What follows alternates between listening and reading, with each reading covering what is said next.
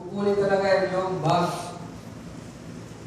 Yung sa pinatisin, baka meron ka pa dito, hindi niya kunin. Pero karamihan ito kinukuha ito yung priority nila.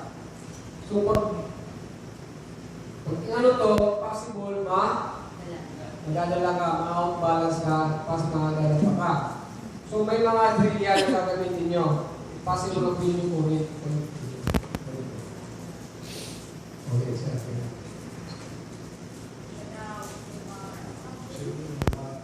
Masabihin natin sa Sir Ray pa yung Matumbayan ng pulis.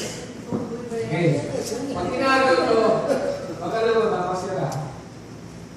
Ma-out-balance yan. Pero pag lumapa yan, kaya po.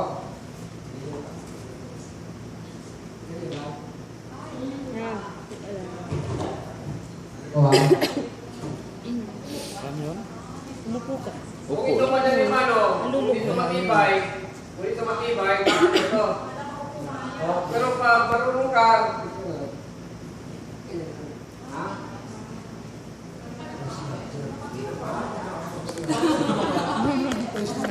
Pero pag may weapon ka, huwag mo lang ha? Di ba man yan ka din? Kung may weapon yan, i-priority mo yung mo. Ibigay mo na.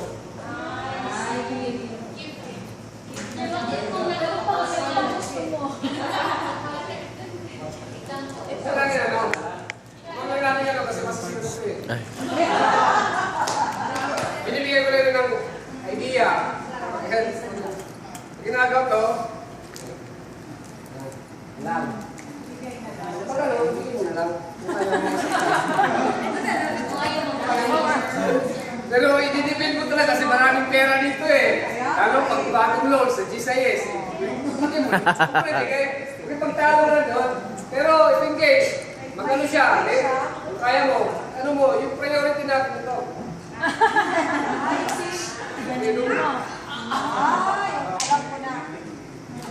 Okay. Sa pressure point control tactics, okay, pasok na tayo doon. Kanina, hindi ko rin kasi malawak. I-short natin.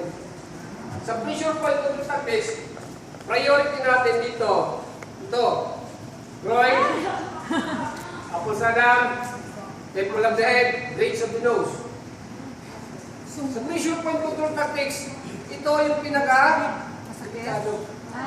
Kasi pag ginanon mo yan, naluluwa ka agad, di ba? Observe. Pag sinuntok ka dito, pag tinamaan ka dito, magre-retaliate yan.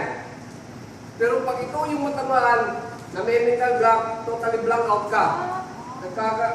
May tensi himatay ka. Kaya pag ginanon mo lang yan, kaya ito yung delikado, Prince of News. Kasi pag tinamaan ito, puntaktin yan lahat dito sa utak mo. Pag shutdown yan agad, lahat. Mahirap Diba, lang. nakita nyo kanina yung open palm? Mahirap lang pag flat ang ilong. Hindi mo